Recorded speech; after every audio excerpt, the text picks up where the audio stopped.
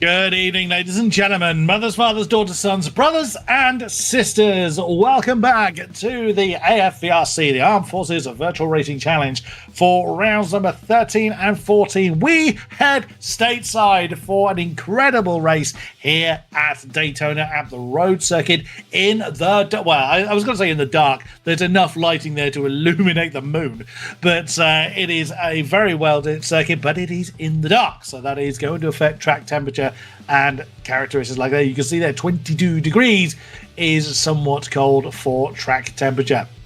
But we are into our qualifying session. The championship with drop rounds included are very, very, very close. But we will get through that very shortly. Joining me in the commentary box, my name is Chris Buxton. Glad to be back once again. I am joined by one of Scotland's superstar racers, comparable only to Jim Clark. It is, of course, John Munro. Welcome back, John. Glad to be back in the box with you once again. What we would do up in Scotland for 22 degrees right now, I tell you, it would be lovely. But Daytona knows how to do it in the dark. We've seen famous 24-hour races every single year around here. It looks fantastic under the lights, and tonight is going to be no different. I think it's going to be spectacular. A very different race to what we've seen so far this season. I think slipstreaming is going to come into effect big time. It's going to be very difficult for anyone to run away at the front of the grid, and I think car choice is also going to make a big difference here. Because, of course, this series, Chris, is fixed setups, so drivers don't have any influence on that. They're very much limited by what their car is going to be capable of. And under a place like Daytona Road Course, yes, there's that twisty first section, but then you've got the big banking, the long sweeping corners, and then of course the back straight chicane as well to throw into the mix. So I think we're in for, as we always are, a very exciting pair of races. Very, very true. And as you say, John, slipstream is going to be absolutely paramount. If you lose the slipstream to the car ahead, you're in all kinds of trouble if you cannot close that gap back down, because the level, the amount of time that these drivers are going to be on the right foot, preservation of momentum is going to be absolutely crucial. But as far as championship standings are concerned, now with drop scores taken into consideration for up to now, so the worst 4 rounds already deducted from scores. Yes, of course, we still have a number of rounds to go, but if we were to take the drop scores into consideration already, Stu McFadden still leads the way in his mighty McLaren. Just 5 points is all that separates him from Chris Boland in the lead Aston Martin. Then it's Adam Barron in the number 5 Porsche. Luke Arpino, bear in mind we haven't seen Luke for the last couple of weeks, so he can't really afford to lose any more points, but of course we always respect and admire our armed forces personnel, so that may not always be in his call, but he is currently 4th on 675. Then Peter Plastow with a number of the beast, I've just noticed, 666 points to him, again in the Aston Martin. Finch in 6th position in the 86 car on 616, so again the point very, very, very close between each competitor. James King in the lead BMW, he has been the king of the Beamers all season long. He's in 7th, 604. So he really could still upset that top 5 rankings. Tom Stevens in 8th on 592. Darren Berris equal on 592 points in 9th, or joint in 8th, with Chris Slater only a few points further back, 578 in his Aston Martin. So really is all to play for as we head stateside. It really is. You know, Stu McFadden has been the class of the field in terms of outright pace. We've been banging on about this for weeks now, but Stu's also already missed 4 rounds. He didn't have a great time last time at Oulton in race 2. Now, critically, we didn't see him appear in today's practice session, so yes, he might still pop up in qualifying. We're yet to find out, but if practice serves to be correct, and there is no sign on the leaderboard right now of Stu McFadden, it means that this man, Chris Boland, is in prime position. He's currently 2nd in the standings. Look who he's right behind there on circuit. It is, of course, as you would have expected, Adam Barron, who is 3rd in the championship, not far behind Boland. So I really do think, you know, with the drop scores taken into account, Stu potentially missing another 2 races here, it's going to be a championship battle primarily, unless anything changes, between these 2 drivers that you see on screen right now. The 2 that have been inseparable all season, it has to be said. We've also been banging on about that just as much as we've been banging on about Stu McFadden's pace. So very exciting to see what happens between the 2 of them. Boland with the slight advantage over Barron, because Barron's missed a couple of rounds, so he's got less flexibility in terms of drop scores, but everything still to play for. And of course now, Chris, we're going to have 2 extra rounds on at the end of the season to make up for those we missed, which means that this championship battle is just going to continue on into the night. Very happy to see that. Let's ride on board then with one of our drivers. We are riding on board with the current 5th place car, the number 40 car of Darren Berris. Unless he's going to defy... Oh, he's coming into the pit lane. Of course he does. I've had this so many times. You pick a driver to jump on board with, and they defy you. It's like they're listening. Stu Etok then in the number 45 car. What is how is he going to navigate the twists and turns? You may say, well, it's all left-handers. No, we're on the road circuit. As actually, Stu Etok has just improved up to 10th position. Here is turn 1. You're braking and turning at the same time. It really is a challenge, even in these GT4s. You bounce over the curves for turn 2, although it's a chicane, technically speaking. Then it is turn 3, Rodriguez International Horseshoe. It's one of the slowest corners in the circuit, 180 degrees. Then you are into the dog leg. So you wander over to the right-hand side for this fast left-hander. Is there a lift? No, not at all. Absolutely foot nailed through turn 4. Now it's the next hairpin, West Horseshoe, turn 5. Ride over the curb a little bit. The tail's gotten a little bit uncomfortable with that in Stu Etok's car, but keeps it under control. You ride over the as much tarmac as you can over the right-hand side. Try and open up your entrance into turn 6 and 7, and it is on to the banking then. Turns 8 and 9, and then onwards you go. Now, this will feel very, very lonely because there's no one anywhere near him, but what he'll want... There's a happy volunteer. I think Stu was getting out of the way there of someone coming through potentially on a hotter lap than he is. Bearing in mind that Stu has come off of a hot lap, so he may well just be trying to cool down. So here's 10 and 11, the Le Mans chicane. Again, very, very crucial to get this right. It is 2, you can argue, simple chicanes, but again, conservation of momentum is so important. It's going to be very, very hard to regain any position or regain any momentum if you don't have slipstream off of anybody else.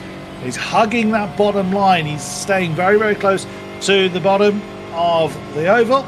Is he going to come in, or is he going to complete the lap? He's actually getting into the slipstream of the car ahead. So he's practicing his slipstreaming. Not a bad idea at all. And that is a lap of Daytona.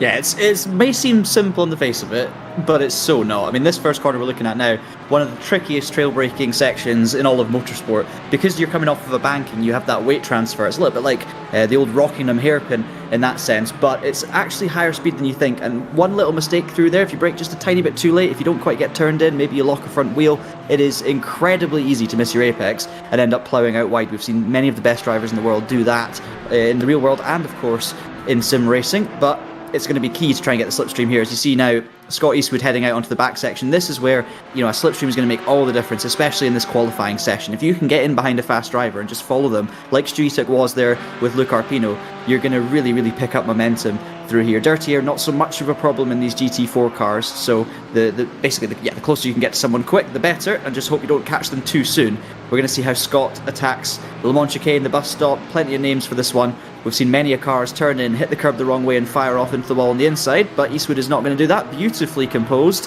hitting his curbs nicely and well out as well. Maybe a little bit away from perfect on the exit, but not too bad at all. And now we look at Jakubowski, who's going to be coming to complete his lap very soon as well. Probably the highest top speeds you'll see all season as well, around about 260k at Daytona, which for these GT4 cars, I mean, that is, they're singing, aren't they? Really making a lot of noise. And it's a fascinating place. I'd love to come and watch a real race here. I just think it would be spectacular. And I do think the trains in this race are going to be very good to watch. And what a wonderful noise these GT4s make. As much as the Mercs haven't quite had the outright pace of the Astons or more crucially, Steve McFadden's McLaren, they do make a very delicious noise. It is... I'm a little biased because when I have raced GT4s in sim racing terms, it has been the Merc I've gone for. But they have such a wonderful noise, a glorious AMG growl that we hear. They all sound great. The BMW and the Porsche kind of more sing, they more scream, whereas the McLaren and the Merc and also the Aston have that really deep growl, which I'm very much a fan of. We won't quite get to enjoy the liveries in the darkness as we have done in previous rounds, but they still look pretty nice. There is Darren Berris in the number 40 Aston is coming towards the end of his lap, so he's headed to, well, again, sometimes it's difficult to identify where he is. I thought he was coming to the end of the lap. He's not. He's actually coming into the bus stop or the Le Mans chicane. I misidentified which corner he was going for. We have a bit of bump drafting going on. Oh, what a surprise. It's these two again. It's Chris Boland absolutely nailed to the back of Adam Barron. Expect to see plenty of this, but yeah, there will come a time where they're going to stop helping each other and fight even more. Now, I'm kind of expecting the Aston to have a bit more legs on the fast stuff and the Porsche to be that little bit more agile, but through the corners. But we will see. As Adam Barron, he's only about half a second off the time set by Chris Boland at the moment, and that was certainly slipstream enhanced when he set it. So anything can happen. Anything can happen in motorsport, and it usually does, as to quote the late great Murray. But it is so true. Even in sim racing, the action is no less frantic. We've been saying these two are inseparable. They're taking it a bit too literally now, aren't they? Bit of pushing down the back straight, and interesting to see them helping each other because, yeah, they are big rivals in this championship, you know, and yes, they both represent the Royal Air Force, but they are racing for different teams in a way. So yes, they're scoring points, but that championship's pretty much sealed for the RAF. So it's just, yeah, interesting to see them working together. I bet you it's I'll scratch your back, you scratch mine, and we'll try and get away from the mess. This is the man who's causing the problems for them right now, Peter Plastow, who's pretty much had the pace of these other guys throughout the season, but maybe in more sporadic terms. You know, we've seen Peter at the top occasionally, but not always throwing it right at the sharp end. He is 5th in the championship when you consider drop scores, but he's looking to do it solo right now. No slipstream for him, and he's 3/10 off the back of Boland at the moment. And I think you're right. I think the Mercs and the Astons potentially have an advantage around here versus the Porsche and the McLaren, but I am presuming that I don't have the knowledge of the top speeds of these cars around this circuit with the fixed setups, but obviously this qualifying session seems to be suggesting that. Arpino and Barron both in Porsches, Berra sitting pretty well up in 5th as well in his Aston Martin, and there actually is King jumping up to 4th in the BMW with a 153.5. That's got to be a current PB in qualifying for King as well. He'd be delighted with that lap. Absolutely. We've seen King inside the top 10, but not usually in the top half of it. There he is in the BMW. He's been, like I said before, he has been the fastest BMW runner all season long, and that's an absolute stormer. Now, if that wasn't slipstream enabled, obviously we don't know, the person he was following could well have pulled into the pits after the lap was complete, but if that wasn't slipstream enabled, that is a superb time from James King. So we'll see how that translates into race pace. We are coming towards the end of qualifying as we see Jack Ajewski climb a place there into 13th position. There's the green Aston. That's one of my again, I know I harp on about the liveries. I love how these things look. Favorite color is green. I am unapologetic in how that car looks. I absolutely love it. The double 886 car currently in 7th. It's got a few tenths to find to catch up to Darren Berris. But that being said, it's not about where you start, it's about where you finish. And that's the thing, if you can just stick in that train around here, it's more about others shuffling out, as we see John Fish taking a lot of grass there through the chicane. So that won't help his lap. I mean, obviously this is the final lap, so that's pretty much going to put an end to his session. But yes, I mean, even if you're a bit further back in this qualifying session, all is not lost. The main thing is you just need to hang on to the back, and it's going to be a little bit like a peloton in cycling. Obviously, these GT4 cars, you still need to hustle them through the first sector, and you can definitely lose the slipstream in that section. But if you can just keep on holding onto it, and you've got the power in the grunt, especially in the likes of the Aston Martin, you should be okay. Yeah, great job by James King, though, wasn't it? I mean, 4th, regardless of whether that was a slipstream or not. I mean, even if it was, Barron up ahead, we saw him. I mean, there you see the slipstream he's getting from Boland in the Aston, and I don't know if that's because, maybe there's a bit of sympathy there for the Porsche not quite having the pace. But, I mean, King's only a 10th off the back of Barron, and Barron's got the slipstream. Will this be a faster lap? No, I don't think he improved there. Stays 3rd, does Barron, and Boland keeps his pole position, still 3.5 tenths out of Plastow, but that's pretty much going to bring it into the session, I believe. We might have some drivers still to finish, but I don't think anyone is on a particularly fast lap, so that might, Chris, be our grid for the first race. I would say that is indeed correct. Qualifying now concluded, so it is Chris Boland from Peter Plastow on the front row. That's going to be interesting, but Chris Boland with 0.3 of a second. that is easily accounted for in Slipstream. So we didn't see Peter Plastow's lap. We don't know whether that was Slipstream enhanced or not. But Chris Boland's one certainly was. So on row 2 is Adam Barron and James King. He'll be very pleased with that indeed. Then Luke Arpino and Darren Barris on row 3, with Finch and Waters on row 4, with Eastwood and Etok rounding out the top 10 on row 5. Easton and Crop take on row 6, Jewski and Gray on row 7, with Ward and Scott bringing up the tail end of the field. Not a lot of distance between each car as far as times are concerned, as you can see on the tower there. 6,000ths of a second between Weston and Crop on row 6. The biggest gap was that 8/10 gap that Ward has to Gray. Bear in mind, we saw Gray join us for their first race last time out at Alton Park. So some time to see there. As we are now switching over to race, and oh, look who's in the back. Well, that's going to be interesting.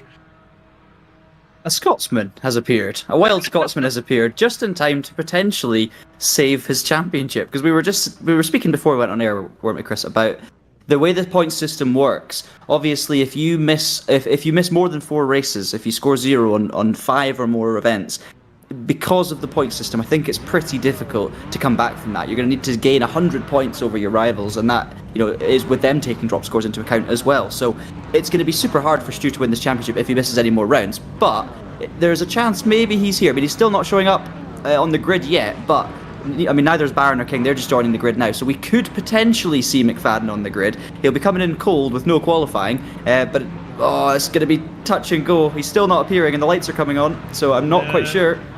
He may have missed it. He's missed it. It's unfortunate, but we'll hopefully see Steve McFadden for race 2, unless he materialises, unless you pit lane start potentially, and he can still score points. I'm wondering that. I am wondering exactly that, along with Ryan Abbott's as well. So we have potentially 18 cars taking the start. We certainly have 16 of them that have taken. Of course, it is Daytona. Of course, it is a rolling start. A standing start at Daytona, it feels wrong to utter those words. So then, Boland from Plastow, King from Barron. They will sort themselves out as our camera's pointing at. You will see the cars come into shot. There we go. We have now having a look at the safety car. Well, we really need to call that pace car, don't we? Yes, the tower will shuffle around. It is impossible to stay perfectly where you need to be. As long as you're in your correct row, that is absolutely fine.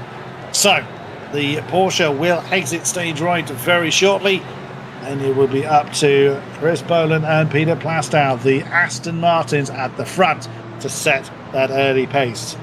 Wait for the Porsche to leave. There he goes. The lights will come on. The ever excited flagman will get his wave on. There we go. We are racing here in Daytona. It's a good start for Chris Boland. Of course, he had that inside line and a slight advantage over Peter Plastow. Here we go, side by side, coming down into turn 1. It does look like Steve McFadden and Ryan Abbots were not able to start. That is a great shame if that is the case. But working their way through the early turns, looks like everybody has survived. That's King up into 3rd.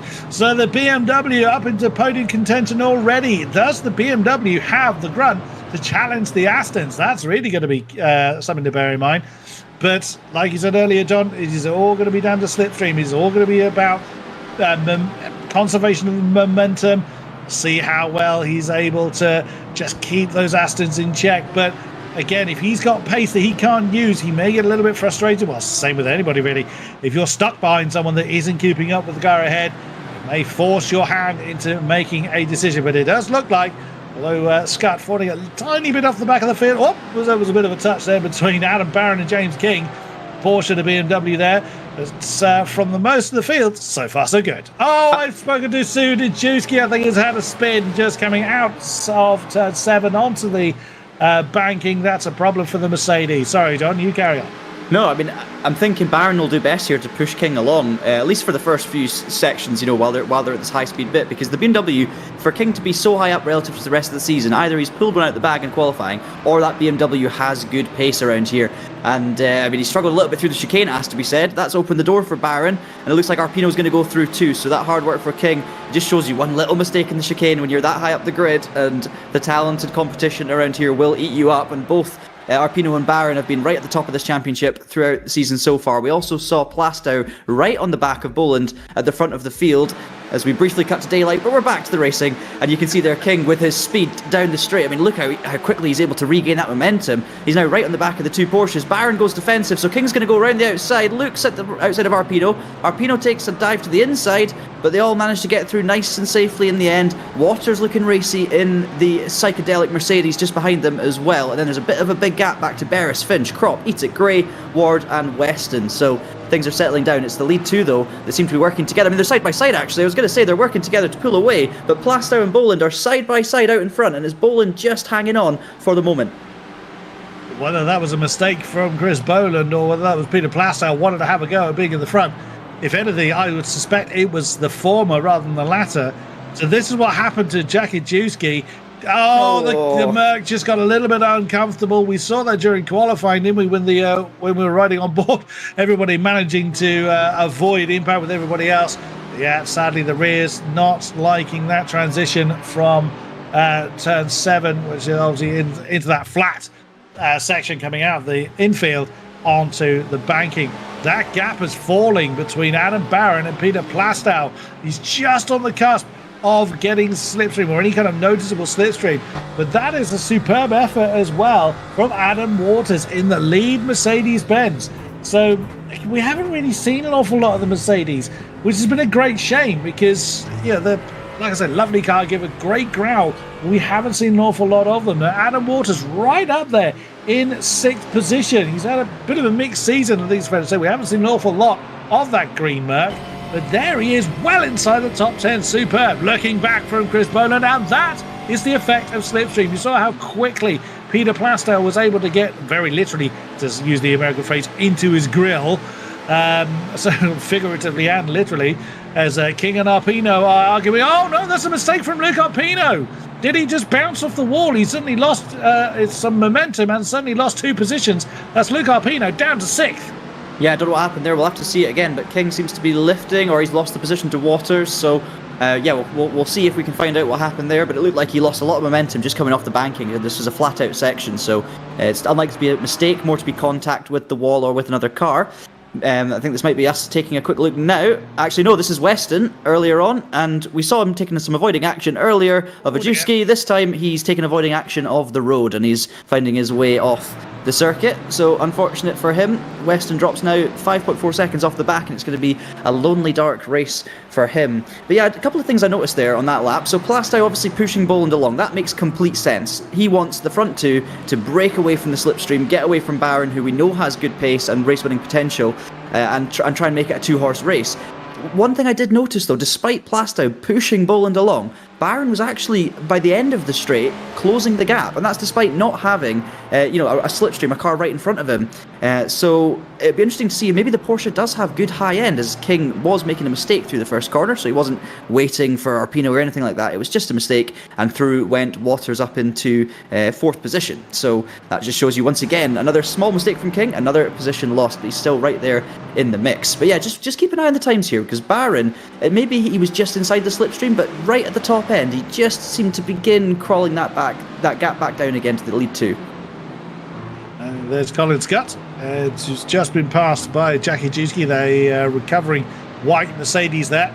We saw Jack have that spin on the opening laps. There's Adam Waters now up into 4th position following that mistake from James King. Luke Arpino, he made his mistake on the lap previous, now trying to get his way past the BMW. Tries to stick to the inside line, but the BMW with the momentum, can he slow it down? That's where it went wrong for the BMW last time.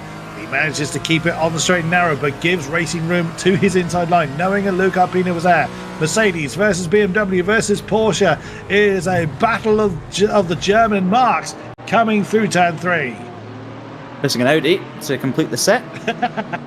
But yeah, Waters are hanging on at the moment, doing a good job. They've obviously lost the guys in front, and Barron, he didn't actually gain at all in that lap. He dropped further back, so it might have just been a kind of one-off, that situation I was talking about previously. So Plastow doing his best to run away with Boland and make this a 2-horse race. These guys would be doing their best to work together here. It just depends on how much pace Waters has got. You kind of need the fastest car at the front of the field here, so that the two behind can essentially just do the pushing without having to do the hard work and the turny twisty bits.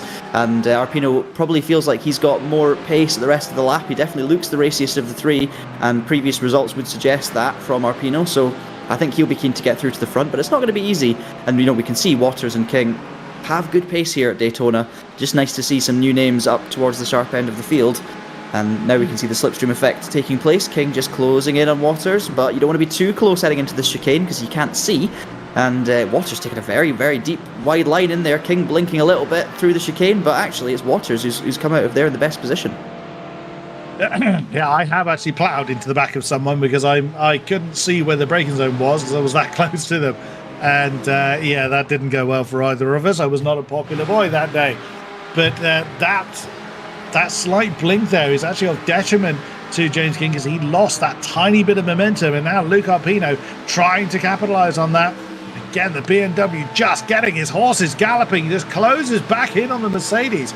So again, that's real good pace from that BMW. Luke Arpino trying a different line, coming down to the breakers over turns 1 and 2. The Mercedes goes deep and gives that position to James King. Luke Arpino gets through as well. Very opportunistic move from the Porsche, and now they are being joined by Darren Berris in the Aston behind. Oh no! James King misjudges that one, gives a tap to the door, and no, Luke Arpino trips over Adam Waters and spins into the grass. That's such a shame. I'm not really sure Adam Waters could have done an awful lot about that. He was trying to mind his own business, and sadly just the momentum and direction pushed the Porsche into his path. Yeah, real shame for those guys. It all started heading into the corner before International Horseshoe. Arpino just going in very hot. I don't know if he was deliberately going for a move or whether he just missed his braking zone. Either way, he wasn't going to make the apex. He was going to block pass on King, but King turned in anyway, so I'm not sure if King even knew he was there or didn't realise that Arpino was missing his apex, so they made contact, and then obviously it went downhill very quickly from there, and Arpino took the brunt of it. Let's see a replay then. So Arpino dives down the inside, King turns in, Arpino was doing a Rosberg-Hamilton Austria style move, and I just think Waters didn't expect Arpino to come across so quickly. Arpino maybe didn't know Waters was there. Difficult to call even on two viewings, but it's just one of those where two cars into one space doesn't go, and I'm not sure if either really knew where the other one was, and it's a tricky corner where you're trying to put the power down, so we'll see what the stewards think, but I mean, regardless of whether someone was at fault there, I can see how it can happen. Yeah, absolutely. Unfortunately, because that now puts Luke Arpino down into 10th position, now challenging the green Aston Martin. Will the Porsche maintain its momentum along the outside line? It's doable, but you need a bit more momentum than that. They're still side by side as they come up towards the line. The Aston with the pace advantage at the moment. Peter Plastow sets the new fastest lap of the race now into the 152s. Luke Arpino, is he going to think about an up and under? Not quite. Is he going to try and cut underneath it? The Aston, he has a look. Not committed to that line. Can he outbrake the green Aston? Yes, he can.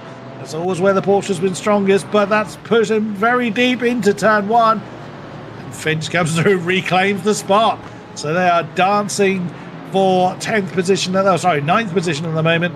So hanging on to a spot inside the top 10. Luke Arpino still has some decent racing ahead of him, although not with the same cars he was racing with previously, unfortunately. But still some good points on offer.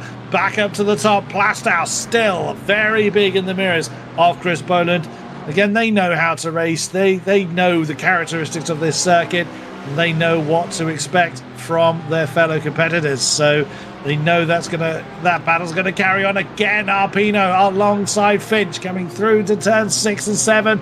The Porsche's gone very, very deep. I don't think he really had a choice there. That's going to cost him that valuable momentum. He's going to have to build that up once again.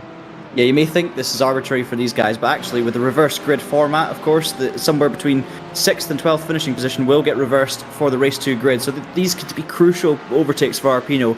He's right in there with a shout at race 2 victory given his pace and obviously where he's then going to end up this race, but he just needs to get as high up into that top 6 as possible to guarantee himself a reverse grid start. And right now it's in P9, so it's very much touch and go. We know how quick he is, though, so let's see if he can close that gap down and have another go at the back of Finch. Plastow knows what he's doing. He's continuing to work with Boland. They want to leave it as late as possible here. Barron's got nobody to help him. He's 1.4 back, and Barron is fully now relying on these two fighting to have any chance of catching. So if these guys are sensible, I mean, it's more down to Plastow than Boland being the one who has the chance to attack here. He's really got to wait until the last possible moment just to make sure that Barron doesn't get dragged into this battle as well. Looks like Finch and Arpino might be swapping positions here. Arpino's going to look to the outside. As they run into turn 1, he's going to have a better line under braking, so it depends if Finch can make the apex. It's a tricky corner to make the apex, but Finch does a good job there, but gets loose on the exit, and Arpino's going to try and squeeze through the gap on the outside. It's almost in a carbon copy of the previous lap. Is Arpino going to send one down the inside? He thinks better of it. He's learnt his lesson. And for the moment, Finch holds on. You've also got, of course, just up ahead of that, Krop and Etik side by side too. It's Etik and the Aston Martin defending from the BMW of Krop, the second of our BMWs, also doing a good job here today. Barris and King swapping positions there as well, so it looks like maybe King made a slight mistake through the hairpin, and Barris has capitalised, moving up into 4th. Well, Adam Walters not far behind, so that three-way fight for 4th position is not concluded either yet. So this great four-way scrap for 7th position that Stu Etok currently leads. There is Finch in the 9th place Aston, still fending off the advances of Luke Arpino behind. It's a bit of a different line coming out of turn 7. There's not necessarily one particular line to take in these GT4s when it comes to leaving the flat infield station onto is a really severe change in altitude, as well, not in altitude, in how sharply you suddenly rise onto the banking. So it can upset the balance of quite a few cars. Of course, these GT4s very, very low slung to the ground. They don't like that very sudden elevation change. But everybody doing their best to maintain their spots, or at least maintain their slipstreams. As we now look at Stu Etok still keeping the BMW at bay. Look at how close the lap times are. Actually, Adam Barron was quicker than both the Astons ahead of him without any slipstreams to aid him as well. But they will have started their final lap. They're nearly 2-minute laps here with 1.5 minutes to go. Now everyone's going to start to push their advantage. The BMW on the outside line coming down to the turn 1, but there's impact between Etok and Krop. That's given Finch both the positions, and Etok has either given the position to the BMW or got slightly unsighted. He may well lose a position to Arpino as well. That's 3 positions gone in the blink of an eye for Stu Etok, although he has managed to regain that spot from Luke Arpino. Oh, and Arpino just avoiding a second bout of contact there in the exit of International Horseshoe. He's not once gone through the turn 2 chicane on his own. He's been side by side for the last 4 laps in a row. A difficult one that it may have looked like, they were being rude to each other under braking, but I promise you, the cars are under so much load. You're turning as you're braking, and the car, I can't remember which way around it was, but the car that drifted out wide to push the other one even wider, it's not necessarily as bad as it looks. It's so easy to just not keep the car in a straight line and just begin to slowly fade out to the outside there, and obviously they paid the price. Finch, the big benefactor there to P7, but this is your lead battle now. This is the last lap, as you called it, Chris, so it's all down to Plastow versus Boland. Plastow is, when I said he's going to leave it late, he's going to leave it as late as possible. It's all about the exit from the chicane, and I tell you what, it's been a good one for Plastow. So this is going to be nip and tuck to the line now.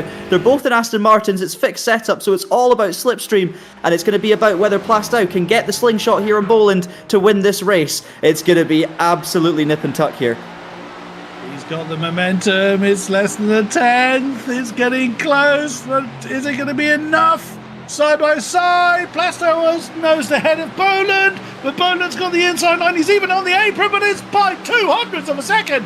It's Peter Plastow that has taken the top spot. Oh my goodness me! Oh, there's still side by sides going on. That's Waters and King arguing for 5th position with Barris ahead of them. Oh, look at that! To the thousandths of a second, King and Waters. Well, it's decided in King's favour. My goodness me, you literally couldn't get closer than that. That just sums up racing here at Daytona. I mean, you can see there less than a tenth or even hundreds between 3 or 4 different pairs of cars. I tell you what, though, beautifully judged by Pete Plastow. I mean, that he waited until the very last moment to make the overtake, but there was absolutely nothing Boland could do about it. You know, they've got the same performance. Plastow knew that if he nailed his exit from the chicane, he would have enough momentum and slipstream to make the move, and there would be nothing Boland could do, and that's exactly what happened. So you cannot say anything other than well done, Peter Plastow. Perfectly judged, takes a deserving victory, and I think Barron will be happy enough there that he's managed to keep his championship rival within sight. But what a race, Chris. Fantastic to watch. Well, here is the reverse grid wheel production. Spin it away. Let's see how many of our tops, anything from 6th to 12th, is going to be reversed. I'm going to pick a number. I'll pick 10. Well, too late. That's already gone by. Although... we're going to have a different number this week. It's going to be 9. So the top 9 positions will be reversed for race number 2. So how does that make the grid look then, Mr. Monroe? It means that the man we spoke about trying to get into that reverse grid position, Luke Arpino, will be starting on pole with Bradley Kropp alongside him in the BMW. And then you've got Finch and Waters on row 2, King and Barris row 3, and then our top 3 in reverse, of course, Barron, Boland and Plastow, 7th, 8th and 9th. So with slipstreams at play, with all the pace differences here, I think this is going to be an absolute cracker. Oh, yes, absolutely so. Speaking of our 3 podium finishes, they are all 3 ready to have a chat with us. So, in traditional reverse order, the king of the Porsches for Daytona, Adam Barron, are you with us? Good evening, gents. How are you? Oh, wow. Loving the racing as we do every single week, but God, you gave it everything that Porsche could give you to close down on those 2 Astons up front. Yeah, I think it's fairly obvious we're really top down on top power here. So I just had to keep in that. I just wanted to keep in that draft, and I didn't want to be sucked into that massive battle behind us. Kingy took over me in the first lap, and I needed to get out past him and try and get away. So I kept him a tow, and then I was just basically relying on off tracks or an instant up ahead. But fortunately, nothing came to pass. So yeah, it was a pretty quiet race on my part, but I tried hard to try and keep in that tow. Well, that said, even though the Astons were in each other's slipstream, there were times, there were laps, you were quicker than the pair of them. So you're saying you were down on top speed. No one told your car that, clearly. Yeah, I think it was probably on the infield I was gaining the time. And then obviously it's depending on... There's a fine line between where the slipstream and the tow actually kicks in or not. And we noticed in practice and qualifying that the Porsches weren't great at catching up the car in front compared to something like the Aston or the Beamer or the Merc. So yeah, it was just a clean race. I was happy with that. Best I could really hope for, and we'll see what race 2 gives us. Well, race 2, the reverse grid randomizer has been thrown. It will start you 7th. How are you feeling about that? Good. We'll see. I don't think there's any crazy moves happening around this track. It's all everyone's waiting for the slipstream and the straight. So we'll all take it easy and see where we end up. But yeah, first race went well. We'll see how the second race goes. I think you did a superb job. I think you're underselling yourself somewhat there, Mr. Barron. Great effort. Well done on that podium. Any questions, John? I mean, we've seen, Stu's not made it here tonight. It puts him in a difficult position championship-wise, and it kind of makes you and Chris Boland the favourites. But then we noticed in qualifying, a certain Chris Boland was helping you along, despite already having pole position. What was that about? Are you guys just good mates? So, have you been paying him some money, or is it a bit of Porsche sympathy? No. So I was actually in cahoots with Luke Arpino with a Porsche and said, right, we'll see you in qualifying and we'll see if we can help each other out. And then obviously qualifying started and I was completely nowhere near him. So I tied up with Chris and then and I saw Pete, the whole RAF Army rivalry, and I thought, well, I'll see if I can help Chris get to the front and see if he can help me. So yeah, qualifying, we had our tactics, and I think a lot of people were thinking the same thing. So yeah, it worked out all right. Awesome stuff. Well, best of luck for race number 2. Another very well-earned podium under your belt. We look forward to the next half of tonight's racing. Thank you very much, Adam Barron. Thank you very much, gents. Right then, by not even half a tenth of a second, pipped that top spot. Let's have a chat with Chris Boland. Chris, are you with us? Good evening, gents. You couldn't have made that much closer, really, could you? Yeah, as far as Daytona races go, that was a Daytona race. You've been a front runner all season long. you got 2 wins under your belt already so far this season. So, what was your thoughts coming into this round? Were you like, I'm having that win, I know that is mine in the Aston? What was your thoughts coming stateside? So this is probably the track I've driven most on iRacing. I've done probably in the thousands of laps around here, so I know it fairly well. Done quite a lot of endurance races around here, funnily enough, with Pete Plasto. So I knew what his game plan was going to be from the start. We both had very similar pace, and as soon as I saw him sit behind me when he had an opportunity to go past, I knew it was going to come down to the last bus stop and the last corner.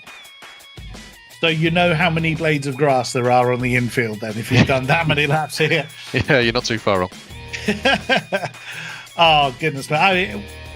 I think everybody kind of knows how the mechanics of racing at Daytona work, but even still, you had to work to keep Pete behind you. We saw early on he made a bit of a bid for the lead, but you fended him off.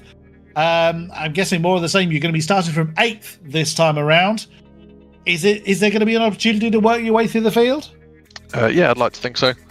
The Aston is, ridiculously strong around here this week, and I know I've got the pace to get through to the front. But unfortunately, with the size of the track, there's not actually that many laps to do it. So you've got to time everything well around here and hope that things sort of fall your way as you come across people. Fair point, well made. Any questions, John? I mean, we saw exactly what Pete was doing. You've raced with him here before many times, you were saying. So if the same situation came up again, given that you couldn't really have done anything about that, would you deliberately lift off and be P2 into the chicane if you're against another Aston? Because now you've been shown, I guess, that being second is a better spot to be in as long as you get your exit right from the chicane. So if the roles are reversed in race 2, are you gonna, or if the same thing happens again, are you gonna lift and be second? Yeah, I've tried both strategies before, and I've had mixed results both times with it. I've even had people compromise their own entry while in P1 to get a better run out of the chicane and stuff like that. So, yeah, I think I'm just going to have to take it as it comes. We look forward to the result of that. A very well-earned podium. Well done again. We look forward to chatting to you again in either later tonight or on another podium that you would no doubt get. Thank you very much, Chris Boland. Thank you, guys. And by 200ths of a second, our victor for tonight. Let's grab in our next Aston Martin. Peter Plastow, are you with us? Yes, good evening. How are you? Oh my goodness me. By, what was that, the width of the bumper that you managed to get that by? Yes. Oh, you must have been kind of staring at the Delta or just glaring over at Chris's car. Talk us through it. Yeah, just hoping for the best, really. I mean, the slipstream round here is so strong. Just a case of sitting on Chris's bumper throughout and then figuring out when to make the move on that final bend. I mean, you've seen the podium. You've seen the other 2 steps of the podium throughout the season. It's got to be sweet to now have that top one, particularly here at Brands Hatch against, as Chris was saying, you 2 have raced here quite a few times. That's got to be quite sweet. Yeah, it is. It's even sweeter to beat Chris on the line because, as I say, we race quite a lot together, so it's great to beat him. He normally beats me by a 10th or 2, so it's good to get one back over. You will be starting from 9th position for race number 2. Confident you can work your way through the field? The car's capable. It's whether or not I have the luck or the ability to do so. My second races haven't been so good this season, so hopefully I'll improve and get a good one this time. Fairly said. Any questions, John? Well, we had an interesting chat with Chris about that last lap, and we both knew that you were going to make the move towards the end, especially to keep Adam out of the fray. But if the opportunity came up to pass the lap before the last lap, would you take it, or were you always going to wait until that very last moment? Like, did you know that you would have the pace there to be able to grab the win? Only if I would have liked to be behind him on that last lap. Very deliberate. Yeah, I would have. Yeah, he did go wide in one of the corners on the penultimate lap. And I wondered whether he was trying to get me to go through, and I just lifted off a little bit and gave him the line, and just bide your time and hope for the best on the last lap. I can't wait for the psychology of this next race. It's going to be fascinating. If you 2 are together, I think it's going to be like, what are you going? No, it's fine. It's all good. I wondered if he was going to do that in one of the hairpins, but it seemed to work out all right.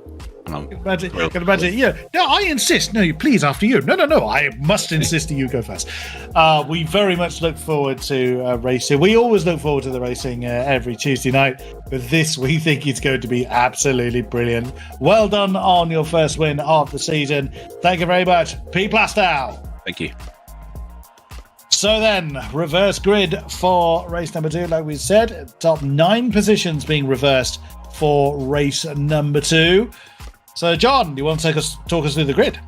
Yeah, so Luke Arpino should be on pole position then from Bradley Kropp. So we do have another BMW at the top. We know how quick the Beamers have been this week, and it's good to see Bradley right up there in the thick of it. He'll be looking to get a good first lap. Then, of course, you've got Finch and Waters on row 2, so an Aston Martin and a Mercedes, and we've just heard how strong the Aston is. We've seen it in front of us, so we know about it all. So that's going to be an interesting row 2 as well. I mean, Waters and Finch, we could have a race winner there on row 2 if they can get out front and try and run away. King and Barris on row 3, so another BMW, and then the Aston of Darren Barris, who's had good pace all season, so expect to see him at the sharp end as well.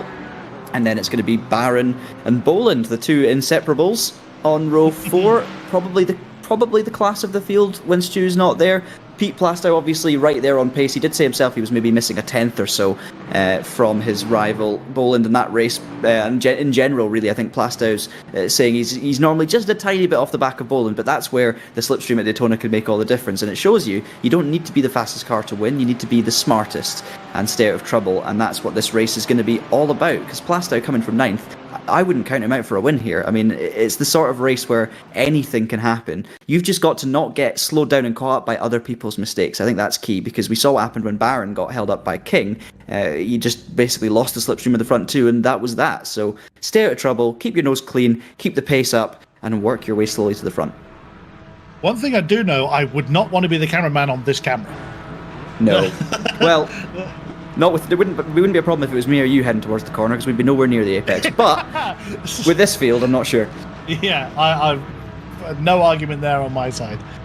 Right then, so the grid is formed again. Of course, it being Daytona, it is a rolling start. It's always a rolling start for race number 2.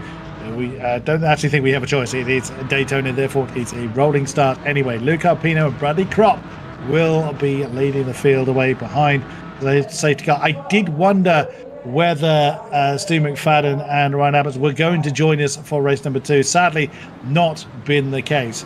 It was all Aston front row for race number 1. It is Porsche from BMW this time that will lead us away. These very nervous moments, but we know how quick any of these drivers are on their day. I wouldn't put it past Luke Arpino to get that lucky break and leg it. But it is all going to be down. If he does manage to get an early lead, it's exactly as you said, John, it's not impossible for drivers behind them to work together and close that gap down, and Luke would have absolutely no answer if that was the case. We will see how the strategies play out as they now work their way along towards the front stretch. So coming through turn 13, and as we saw before, the Porsche will just peel away and let the field get down to business. Porsche from BMW, Aston from Merc, your 2 front rows. There's King in the orangey BMW on our right hand side alongside Darren Barris. Then it, as you call them, the inseparables, Barron and Boland is the next Porsche and Aston in due course. The lights come on, the race car has disappeared, and we are racing once again here in Daytona. Already 3 wide behind Luke Arpino and Bradley Kropp. Now down into the braking zone for the first time. Luke Arpino hugging that inside line, wanting to get through the corner as quickly as he can without too many incidents. Quite a few changes of position, but no major incidents just yet. Usually when I say that is when we then have a catastrophic one. Usually the race start for the second race tends to be quite chaotic, but it's so far so good here in race 2 in Daytona. Boland made a super start there. He went up from 8th to about 4th heading into turn 1. He's now in 5th, but superb nonetheless from Boland. I actually thought his teammate Etik was him further down the field. So incredible stuff there from him, and that could be a race-winning move there on lap 1 for Boland. There'd been a long way to go, but we know how quick he can be. Arpino nice and clean, everyone nice and clean, to be fair, at the front. It was superb to see, and the key gap for me is about 8.5 tenths. If you can get 9 tenths ahead, you have a chance of breaking the slipstream. We did see Finch getting a bit sideways there, and that's a Boland now back up to 4th place.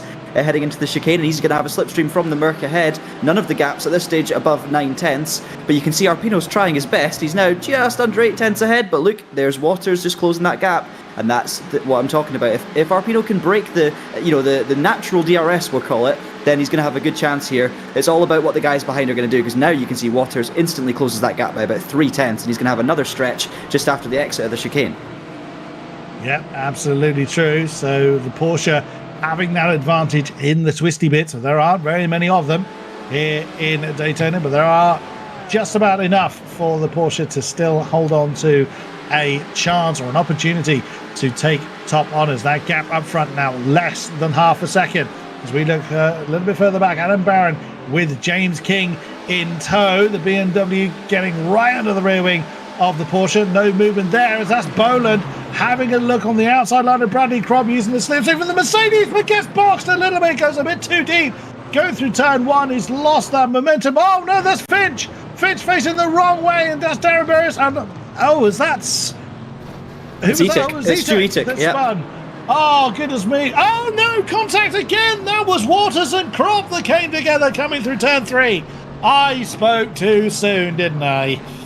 You did. That's devastating, that one as well, because those guys were having such a good race. I mean, Water's still in a good position, but look at the gap now. It's 1.1 to Arpino. That's crucial. Absolutely devastating for Kropp, because he was probably on for the best race of the season so far, and it's only lasted 1 lap before he's been spun out there. So real shame. You saw what happened there. Arpino was just under 8 tenths ahead, and it wasn't enough. The gap was down to 1 tenth by the time they reached the first corner. So 8 tenths were lost with slipstream. But Arpino's now got a 1.1 second gap, and you'll see that the gap will be much bigger now when he comes towards turn 1. There's the mistake. It looked like 2 mistakes actually, and it was the rejoin from Finch. He was coming back on, but Barris was kind of already there. But you have to come back on the circuit. Etic's just spinning in sympathy because he saw some Astons facing the wrong way and thought, I want to be part of a team.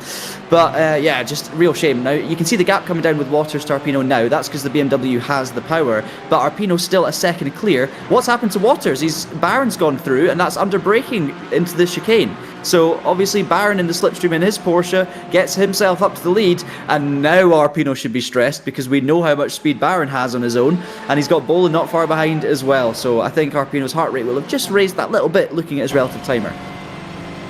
King of Plastow swap round now running on board with Chris Boland, who stands to inherit the championship lead even with drop scores taken into consideration after this round. He's staying in the tyre tracks of the Mercedes at the moment, with Adam Waters in podium contention here. 52.5, fastest lap of the race by Adam Barron in second position. The Aston positions itself on to have a go around the outside, no dice. Porsche, from Merc, from Aston, and from BMW indeed, because James King now free of challenge as Peter Plastow has suddenly fallen to 1.8 behind the BMWs. Potential mistake there from Pete Plastow.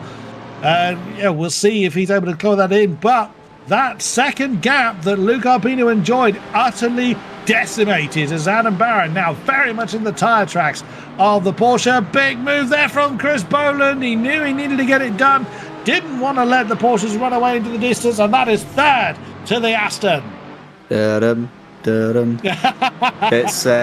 certainly looking ominous now. I mean, what happened there is Barron got a superb exit from the chicane, got the gap to Arpino down to under 9 tenths, and then we just saw the momentum, the slipstream, everything dragged him closer, and then he nailed the first sector, and within a click of a finger, 1 lap, and boom, Barron is right there. I mean, less than a lap since he got up to P2.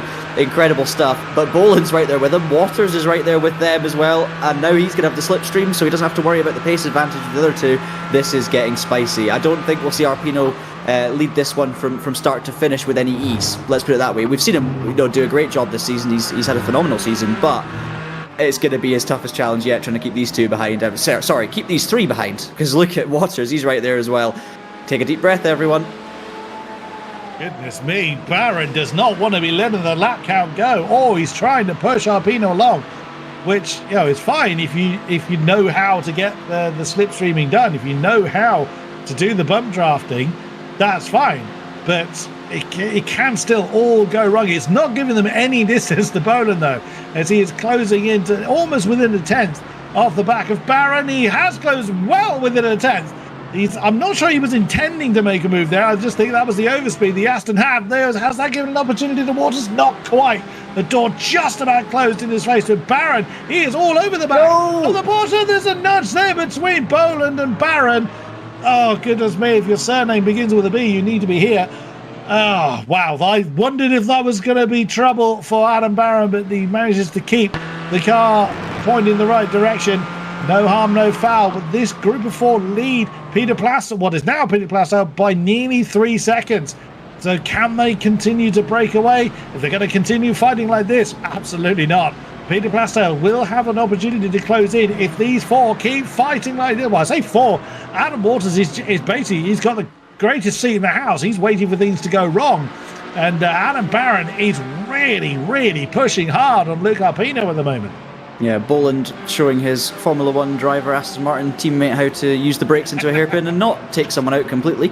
But yeah, I mean, you can see how racy Boland's looking. That could have gone badly wrong, to be honest. It was lucky that it didn't, but it's just close, tight racing. It's all to do with Baron having to lift into turn one as well to give himself the braking room. And to tell you what now, Boland's going to be bold. Is he going to go right there outside for the lead? He's not. He's just going to go for P2. And yeah, Baron had to leave him the space. They make a little bit of contact, and it's now going to be side by side in the next one. I tell you what, Waters could be P2 by the end of this one. That was superb stuff. Boland's basically going where the space is, whereas Baron's kind of having to drive defensively but keep one eye in front of him. Suddenly, with them going side by side into the chicane, Arpino's got a little bit of breathing room, which will not last for long, I can tell you that. And it's Waters who's threatening Baron. This is where Boland has the advantage, because he's in the Aston Martin. He's got the grunt, so it's not just about the slipstream, it's also about the grunt. And you know, here we can see he's managing to hold off Baron, giving Waters all of the space on the outside to get on the brakes late, get a late apex, but it's not enough right now. And straight away, Arpino's been dragged back into this pack, and it's pretty much as we were, except it's now Boland ahead of Baron. So, I mean, I don't care what position they're in right now. I don't think they do too much. They just need to be in it at the end. It's all about sticking in that lead pack, being there or thereabouts, ideally in P2, heading onto the last lap, and then you've got a chance. Yeah, but look at Peter Plastow. He is halved that gap to what it was a lap ago, and he is potentially dragging James King with him. So this battle is potentially not even going to stay 4 cars long. We could have 2 more cars joining this lead train before the checkered flag falls. That Aston is looking very, very threatening in the mirrors of the Mercedes, as it looked like Adam Waters was taking a slightly different line coming into turn 6. Looked like he's gone a bit deep, but no harm, no foul on this occasion. Here we go again. Arpino from Boland, from Baron. Who is going to come out on top this time? Exactly as you say, John. I don't know that they're going to fight too hard leading into this. Well, comparatively speaking.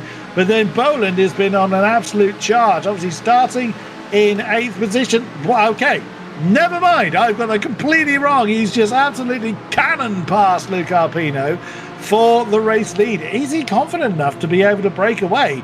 So Luke Arpino slightly wrong-footed coming into the chicane. Now Adam Baron trying to put the pressure on the outside line coming through the final turn. But I think the momentum is just going to swing back to Luke Arpino's favour as the slipstream being given to him. Oh, me of little faith. Adam Baron says, oh, really? I'm coming through. He noses up into second as Luke Arpino gets under the rear wing of Chris Boland. Can Adam Baron do an incredible move around the outside? Not quite. Here comes Plastow now, very much involved. It's a 5-car fight for the lead. Waters viciously replenishing his popcorns. I mean, this is incredible. And I mean, this is the thing here. Boland is the only one that's probably got the confidence to know he has the pace on his own. It's all about this particular sector now. Baron getting past Arpino, squeezing him wide. Plastow instantly into the battle. Just 1 lap after we said he was a second and a bit behind.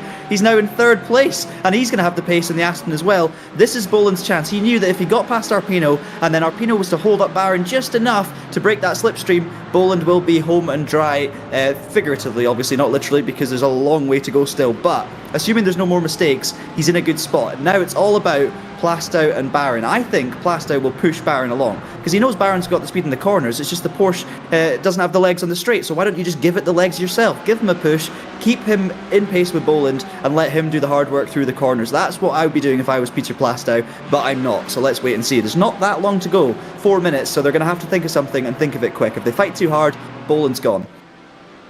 I'd be having a nosebleed if I was that far up the field, quite frankly.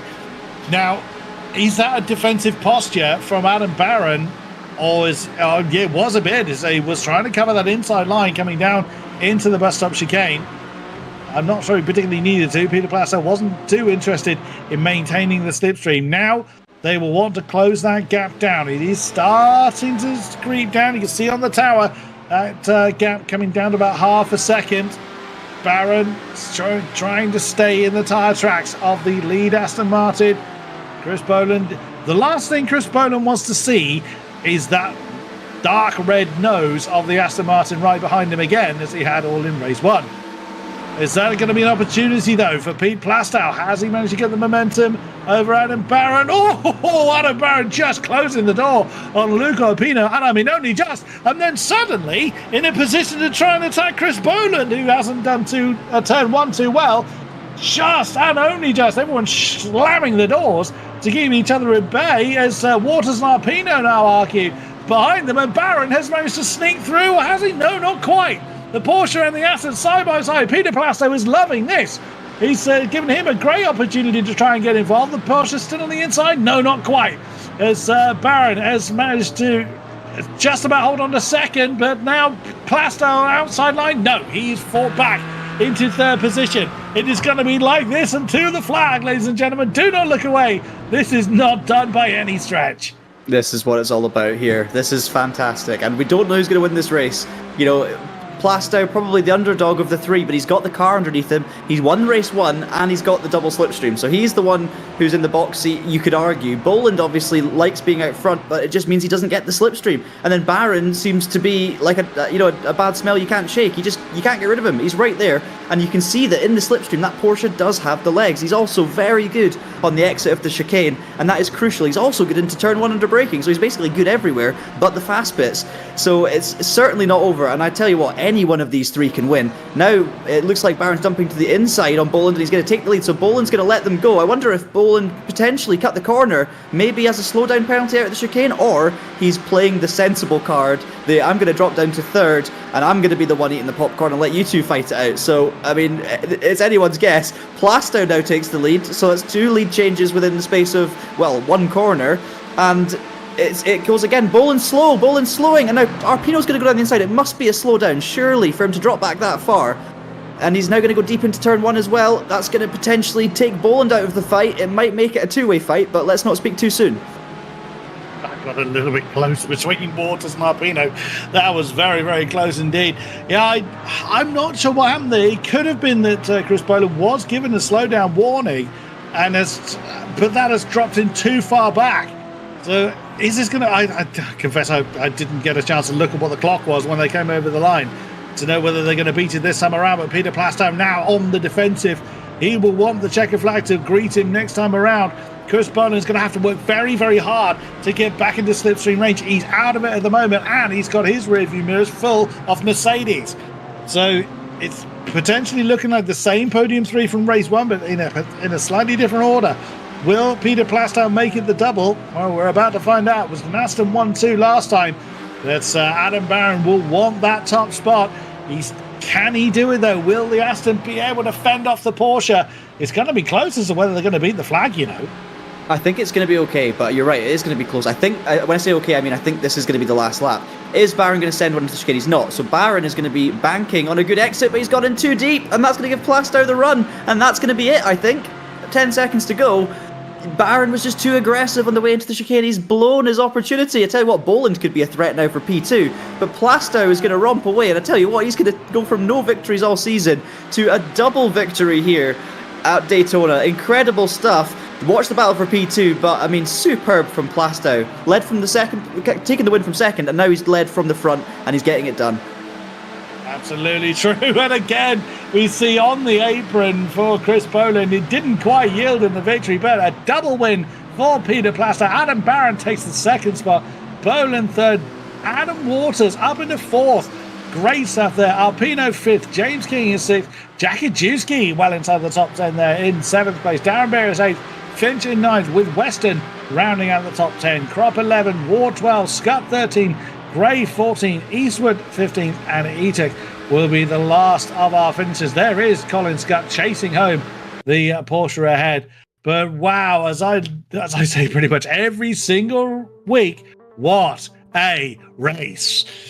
Incredible stuff. I think Crop may have actually... We saw him pull into the pits there just before the finish, so not sure if he was serving a penalty or something, but he would have lost a few spots there, dropping down outside the top 10. But wow, I mean, absolutely sensational. The same three drivers on the podium both times, just showing you that the cream rises to the top. But I tell you what, that second race threw up so much entertainment, so much excitement. In fact, both races did. I'm running out of words. It's been that exciting. It's been superb tonight. And what we've seen is the two championship challengers, the main challengers, I would say, Boland and Barron, emerge at the front, not managing to win a race, but sharing second and third place. It's honours even. And I think Pete Plastow and Luke Arpino are trying to drag themselves back in. I mean, Plastow, double victory. He's going to be right there in the mix once again, so it's definitely not championship over for him either. This is just hotting up further than I thought it ever could. Absolutely. So we have two of our podium finishes with us. So let us grab our second place, or second Aston, I should say. Chris Boland, are you with us? Good evening again. Oh, you had a bit more work to do. Well, we knew that coming into the race, but wow, that flew by for us. That was absolutely superb. Talk us through it from your side. Yeah, that's gone from probably one of the most chilled out races of the season to one of the most. I think that was pretty epic. Hopefully, it was epic to watch. Yes. that was elbows out for the entire race. We loved every bit of it. A very different circuit next time out. We head to Norfolk's finest. It is Snetterton for the next two rounds. What are your thoughts? Again, not a massive fan of Snetterton, but I don't dislike it. So I've not driven the Aston round there yet, so that'll be the decision maker for me. Any last thoughts, John? First of all, just well done, Chris. That was superb to watch. Really, really exciting. Did you get a slowdown there on the penultimate lap out the chicane? Because we saw you drop back. Yeah, I did. Oh, nearly what a paid shame. off for a P2 though. I was catching Adam towards the end on that last lap, but yeah, not quite enough. We did see that, and you guys are obviously in a Discord channel together during that race. So is it silence and concentration, or is it constant communication? What's it like in the channel? So because we were in the quiet channel, that was I think the only words that were said during that entire 15 minutes was me saying to Adam that I've got to slow down to not draft too close to me. So that was it. Oh, well done again, though. Another very, very strong podium. The championship is looking absolutely brilliant as we head towards the tail end of the season. Great job again, and we will look forward to seeing you next week. Thank you very much, Chris Boland. Catch you next week, guys.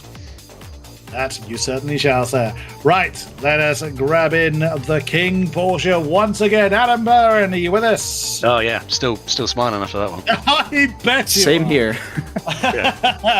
Wow, that was fantastic from our side. Talk us through it from your perspective. Yeah, I couldn't have told you who would have won that race. It was so close. Obviously, in the pack was good fun, and then a couple of incidents. Just the door open for me was like a Stu McFadden door opening part in the waves thing. So I went through the instance, and then yeah, Chris disappeared off in the distance, and then he went wide on the first corner, gave me opportunity, and then he had a slowdown.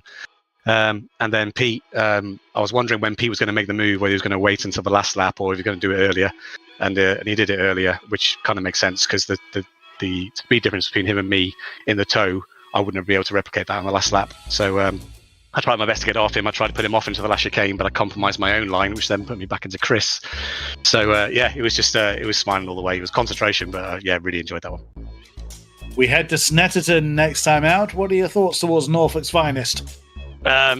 Different kind of fish for this. I did all right. I've done all right in Snetterton so far in the past 2 seasons, so we'll see how we go. But I think overtaking is very difficult there, so it's all going to depend on qualifying. But yeah, no, bring it on. Any last thoughts, John? Yeah, just want to say well done. Superb stuff. We thoroughly enjoyed that, and I'm sure you guys will enjoy watching that back because that was just epic. And we didn't know who was going to win at any point either. Given the Porsche didn't quite have the pace and you may not have got Pete on the last run, were you just trying to put him off to make a mistake into that chicane, or were you actually going for a move? Because I wasn't sure if you were thinking about sending one, or if you were just trying to obviously distract him and ending up distracting yourself. That's kind of what happened. I wasn't going to go for the move ever. I was just more sort of let him know I was there. But in the process, I was going to hope that he would compromise his line. Yeah, I compromised my own line, so it didn't work. Basically, I'm pretty sure he knew you were there. Pretty sure. But yeah, I'm just happy I finished above Chris, because me and Chris are just going back and forth. So fair play to Pete for getting 2 wins this round. Really good job there.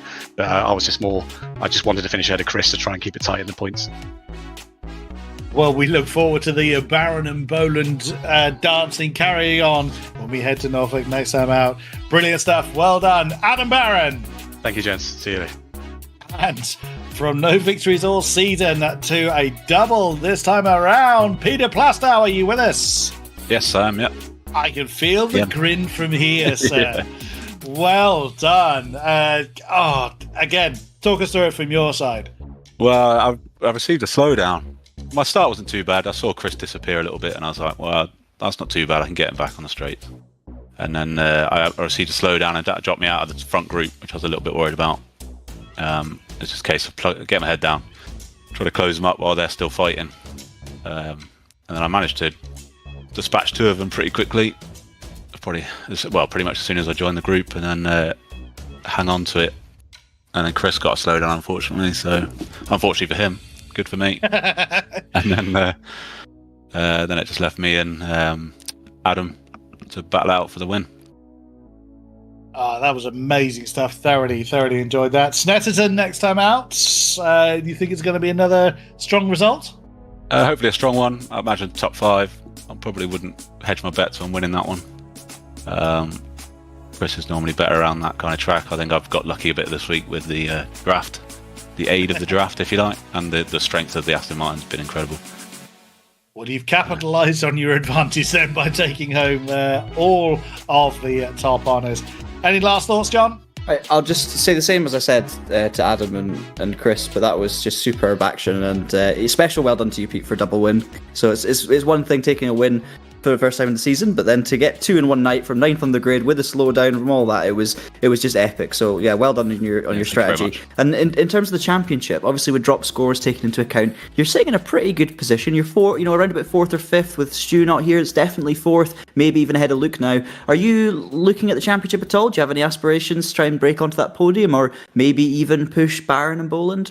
I think Barron and Boland are probably a little bit far away now, but if I can get 3rd in the championship, I'll be absolutely thrilled. I couldn't ask for more than that at the moment. But I'll just take it one race at a time, as you do, and concentrate on that race at a time. As you do indeed. We look forward to seeing you over in Norfolk next week. Thank you very much, and well done again on the double win, Pete Plastow. Thank you. And that is going to be it for tonight's festivities. Thank you very much to those that have joined us, either live or post-event. We always enjoy your company here for the AFVRC. Thank you very much, John Monroe, for joining me in the commentary box. What a nice racing we've had. That was brilliant. Absolutely brilliant. I do think that second race there might be my highlight of the season so far. I think it was just so exciting throughout. We didn't know who was going to win, and we just saw some great skill from some fantastic drivers and a new winner. So can't argue with that. Superb night's racing. Thanks to yourself for being here as well, Chris, and of course to Steve behind the scenes for all the work on production. And we look forward to next week as this championship continues to ramp up. Indeed. Like we've said, it is Snetterton 300 for the next 2 rounds. We are getting towards the tail end of the season. It's still very, very close, all to play for the championship top honours. We hope you will join us then. Until next time, thank you very much and good night.